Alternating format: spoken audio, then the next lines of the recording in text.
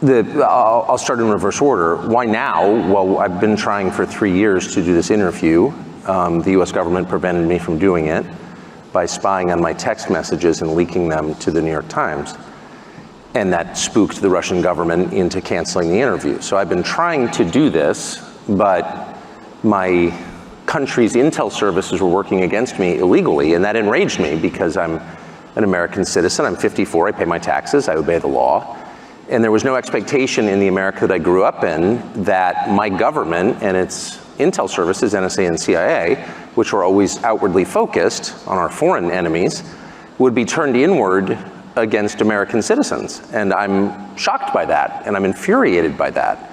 And so once I discovered that that was happening, and I confirmed it was happening, and they admitted that they did it, then I was totally determined, monomaniacally dedicated to doing this interview, not simply because I want to know what Vladimir Putin is like and what he thinks about a war that is resetting the world and really gravely damaging my country's economy, but also because they told me I couldn't on the basis of illegitimate means and for no really clearly stated justification. And I thought that can't stand. I want to live in a free country. I was born in one.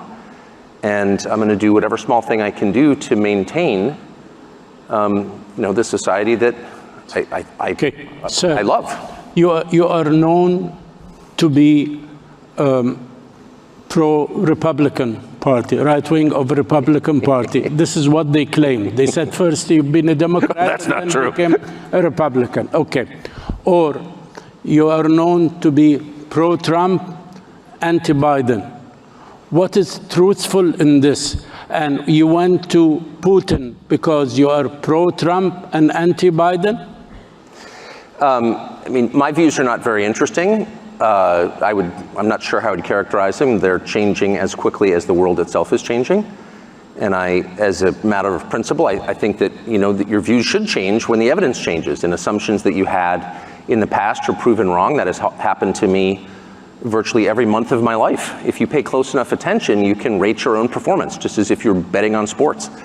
I lost that one. And when you do, when it turns out that the things you thought were true were lies, you should admit it. So what are my views? I'm not certain. Tell the truth is my main view, and I plan to do that to the best of my ability. So Trump played no role in this whatsoever. There's obviously an election in my country coming to fruition in November. I have no idea what's going to happen. I think that the current administration is very obviously incompetent, and the president is senile. That's not an attack. Everyone knows it. It has now been confirmed, I would say, this week in the report that you're all familiar with. But and that's very sad. But it had sort of nothing to do with the interview. I wanted to interview Putin because he's the leader of a country that the U.S. government is sort of at war with, though not in a declared way. Sir, you know your President Biden well. Yes, I do. You've been working in several media organizations, from PBS, CNBC, MSNBC, Fox News, CNN, and you've been covering this field well, and you know the American politicians. And now you've been following Putin, and you did a very lengthy interview with this gentleman. And for sure, to interview him, you did your homework and you did your research. Comparing the culture, the competence between Vladimir Putin and Biden, how do you see the two men now running the world? If this were boxing, the fight would be called by the medic. And I say that as an American, and I don't have another passport. I don't plan to ever leave my country. My family's been there hundreds of years, and I love it. I am a patriotic American.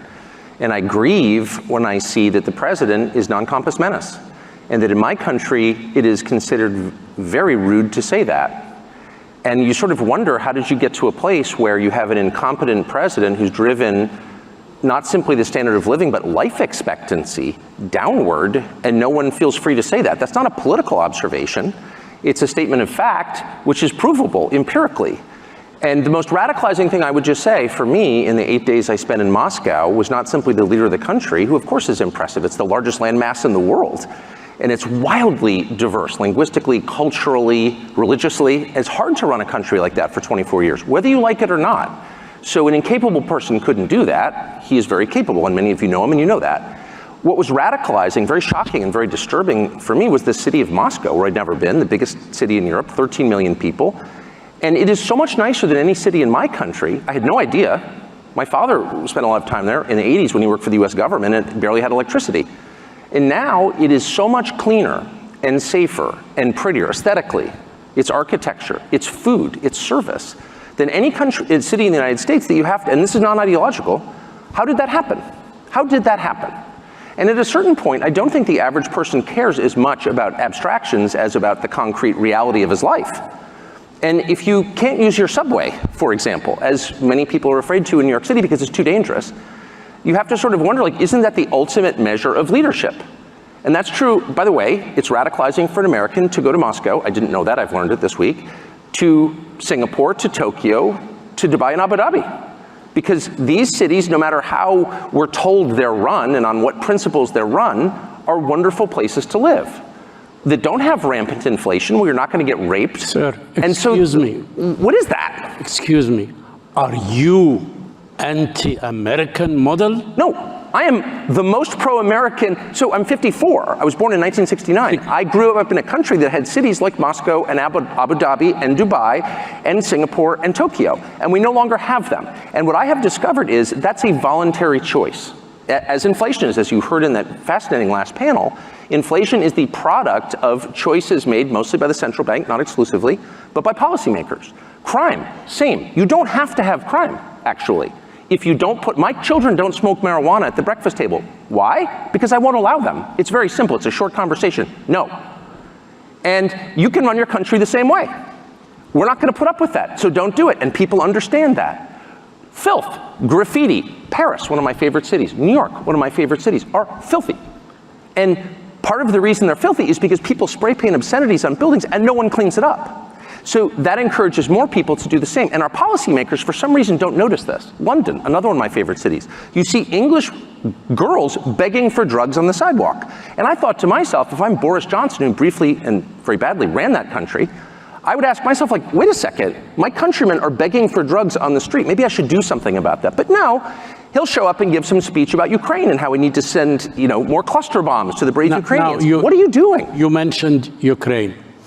By talking to this gentleman, President Putin, for this lengthy interview, my question is, did you had coffee with him? Did you have any off-the-record discussion before the interview?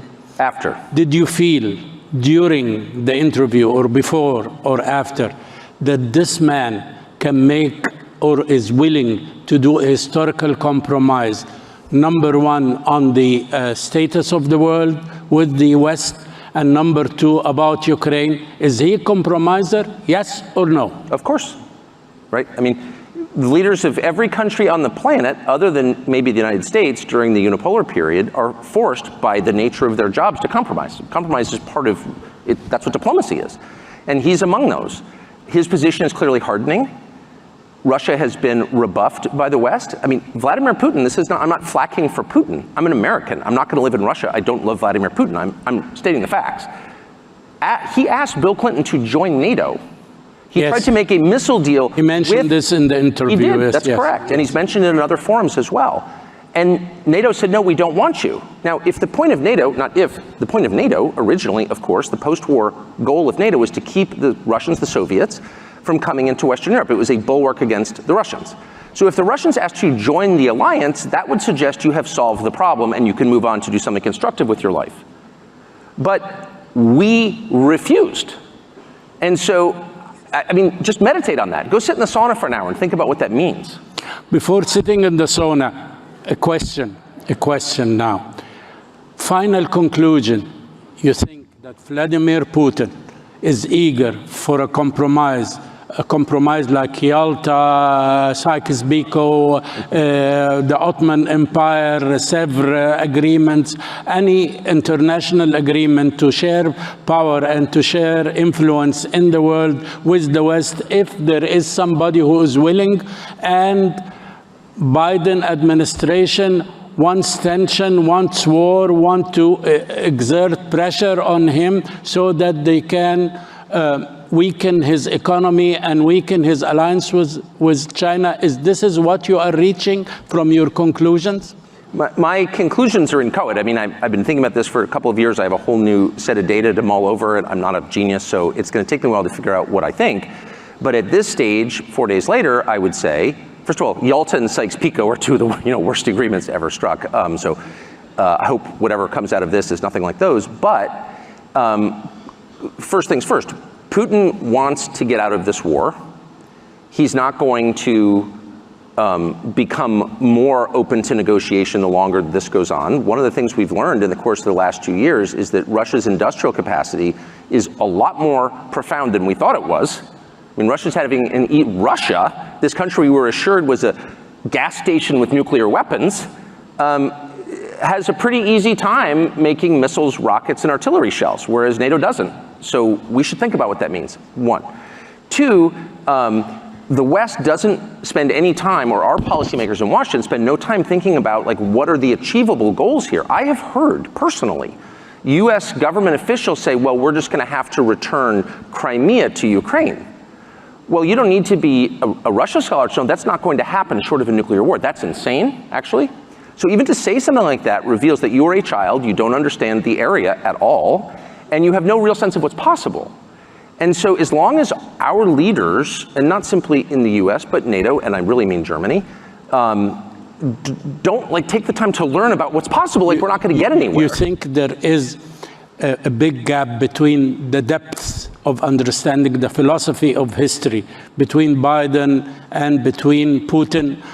You see Putin, who have studied history and who is very deep in history, and he looks like he gave you a lecture for 30 minutes concerning the history of Ukraine and its relationship with the mother Russia. Does Biden understand the law of action and reaction which moves a country like Russia?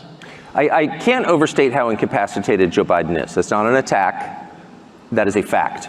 And anyone who tells you otherwise is lying. So these are not decisions Joe Biden is making. But there are capable people around Biden, and I know them. What they lack is any perspective at all. So a conversation with a US policymaker about the history of the region would begin and end with a conversation about, of course, Chamberlain and Churchill and Hitler, period. So the American policymaker historical template is tiny. In fact, there's only one.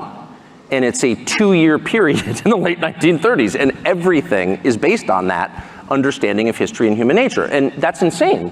And so, actually, American policymakers have convinced themselves that Vladimir Putin is going to take over Poland. And it is not a defense of Putin. I don't mean to defend Putin. I'm not a fan of Putin's, and I'm not a subject of Putin's. I'm an American. However, there's no evidence that Putin has any interest in expanding his borders. He is the largest country in the world, and it's very hard to run. They don't need natural resources. There's nothing in Poland he wants. There's nothing he will gain by taking Poland other than more trouble. So that is, if you're saying that he's going to invade Poland, you don't know what you're talking about. Here is a point in the interview when you asked him, are you ready to invade Poland? Are you an expansionist power? Expansion, yes, in Poland. He said, only if Poland launched a war, of course, on Russia, okay? Ukraine did not launch a war on Russia, and he invaded Ukraine. Why you didn't follow up on this question? I started with that question, actually. But he treated me to 35 minutes of Catherine the Great. Okay. And the Rus. But no, the core question is, why did he move his forces into eastern Ukraine? And I watched this from a distant vantage in the United States, and I watched the Vice President of the United States, Kamala Harris, go to the Munich Security Conference just days before that, in February of 2022, and say in a public forum at a press conference to Zelensky, the president of Ukraine, we want you to join NATO. Which is another way of saying, it's a synonym for, we plan to put nuclear weapons on Russia. You think they threw a bait for him? Are you joking? Of course they did. And everyone, and it just tells you how constipated and restricted and censored the US media landscape is, that I was the only one who said that. Well, wait a second. The purpose of diplomacy is to reach a peaceful, mutually one hopes beneficial conclusion to a crisis.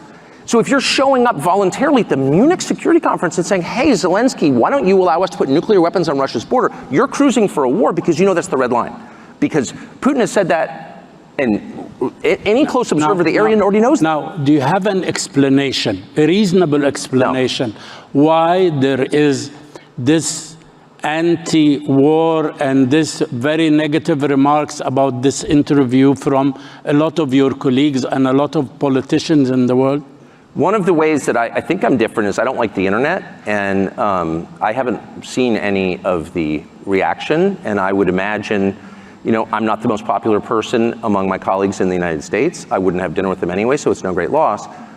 But, you know, I can't imagine what their motives would be. I didn't go to Russia, of course, to promote Vladimir Putin, and if that was my purpose, I'd say so, because I'm not embarrassed.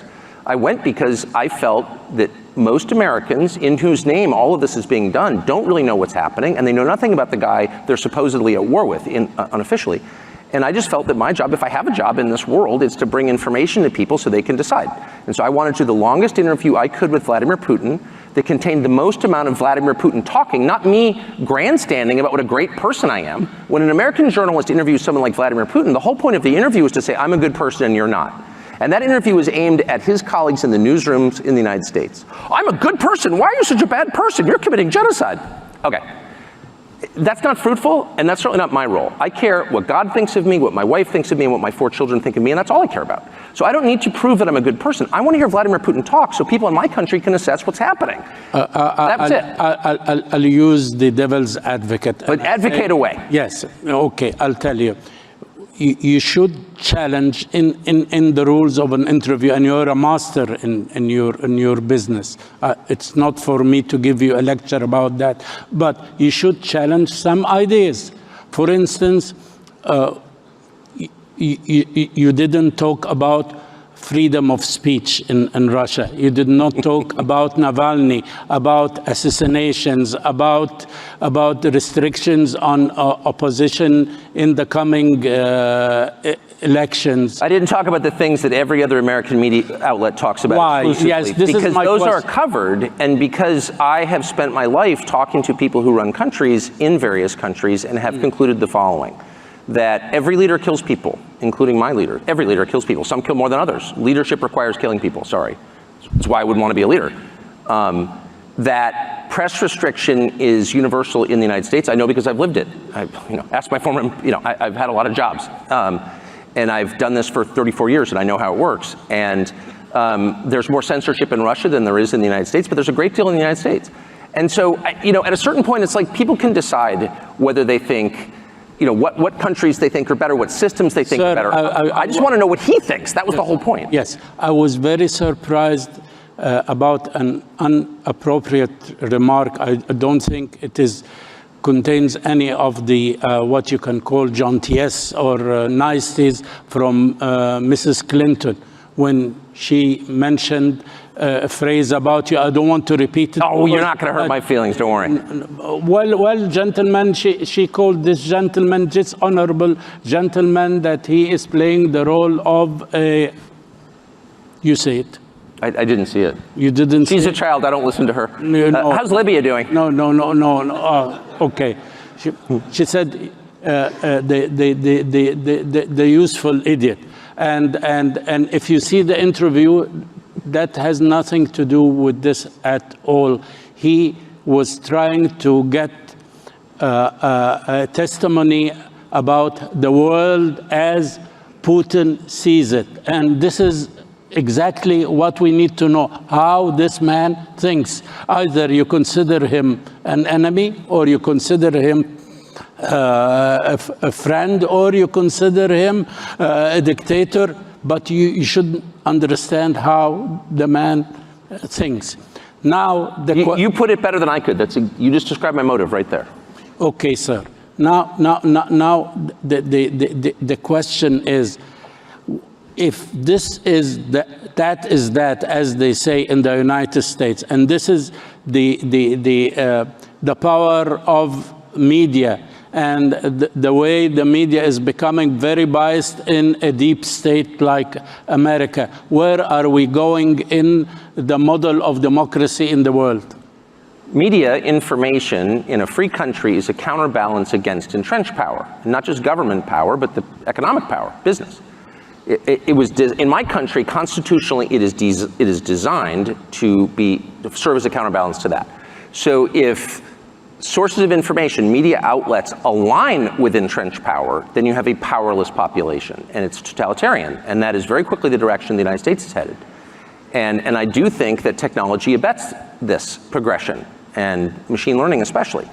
And so it's a perilous moment. If it, we're a democracy, purportedly, and a prerequisite for democracy is information so that the electorate can make up its mind and decide who to choose.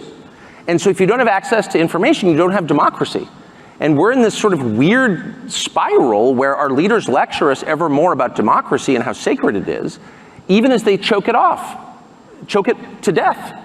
And so I think the people who provide information, who bring the facts to the public, have a critical role to play. And right now it's difficult. I'm not facing any great, I don't mean to cast myself as a hero. I'm certainly not a hero at all.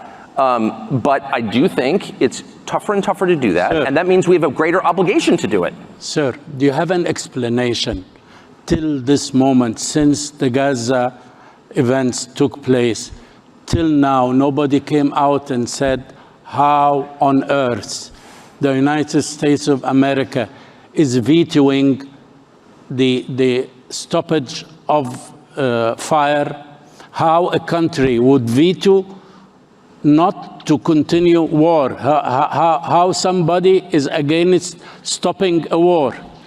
The United States is, for this moment, is the most powerful country in the history of the world. So if you were to frame this in terms we're all familiar with, which are the most basic terms, the terms of the family, the United States would be dad, would be the father. And the father's sacred obligation is to protect his family and to restore peace within his walls. So if I come home, I have 4 children, if I come home from work and 2 of my kids are fighting, what's the first thing I do? Even before I assess why they're fighting, before I gather the facts and know what's happening. I stop the fight. I stop fighting. Yes. So if I come home and I have 2 kids fighting and I say, go, beat the crap out of them, I am evil. Because I've violated the most basic duty of fatherhood, which is to bring peace. Because I have the power. I'm the only one who can bring peace. And so if you see a nation with awesome power abetting war for its own sake, you have a leadership that has no moral authority, that is illegitimate. And I mean that too. I'm not even referring to any specific region or conflict. I mean generally. And I'm deeply offended by that, deeply. And it's something that I try to express, and I'm often called a traitor for saying that. It's the opposite. I say that because I believe in the United States. I think it has been a morally superior country.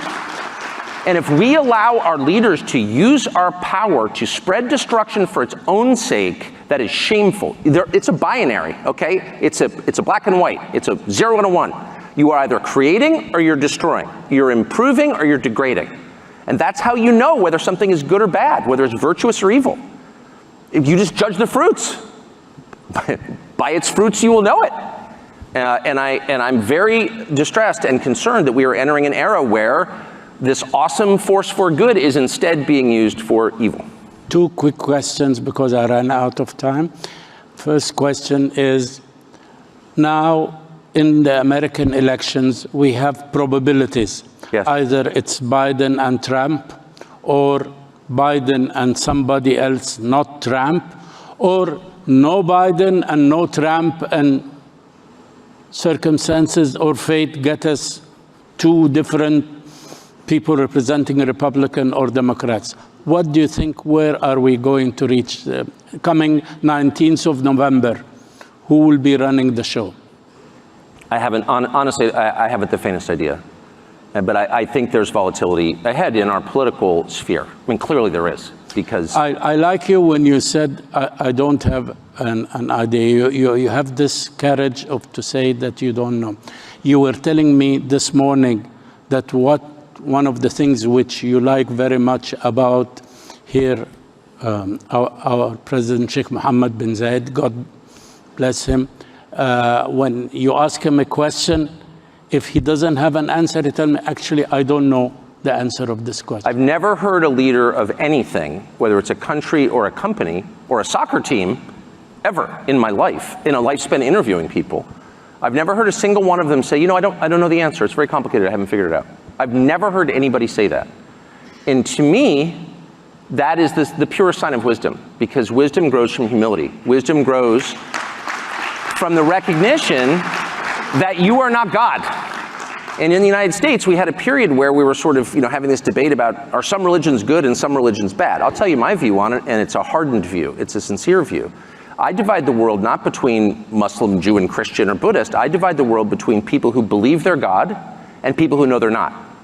And the only people I trust are in the second category, because that is the beginning of wisdom. When you know you are not God, that you cannot affect every change that you want, that you can't foresee the future, that you're not omnipotent, then you are much more likely to make good decisions, wise, humane decisions.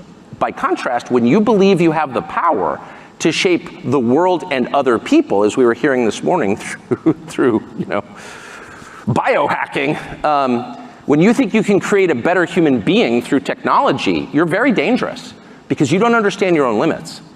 And you will get a lot of people killed when you have those false beliefs, in my opinion. By this note, Mr. Carlson, thank you very much for giving us this chance to come for the first time after your great interview to talk to the world through this podium and this country and my humble self. Thank you, sir. Thank you for having me.